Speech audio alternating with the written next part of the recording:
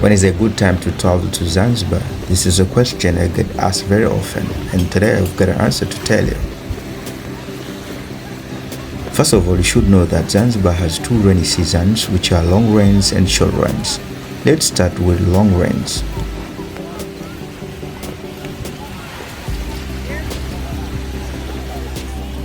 The heavy rains, also known as masika, start in mid-March and continue through April and May. This time, the islands experience heavy rainfall with up to 16 inches per day. Short rains, also known as vuli, occur from November to mid-January.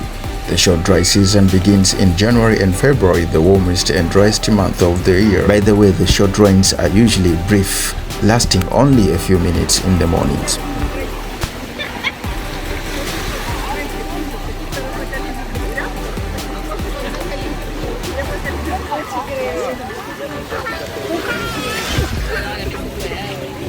Zanzibar yetu hakuna matata, hakuna matata, hakuna matata, hakuna matata,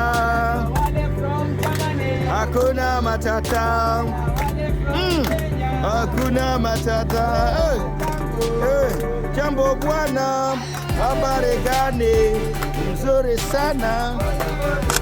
So the best time to travel to Zanzibar is from June to October, also from December to February. You'll definitely enjoy visiting Zanzibar if you travel to Zanzibar in this month.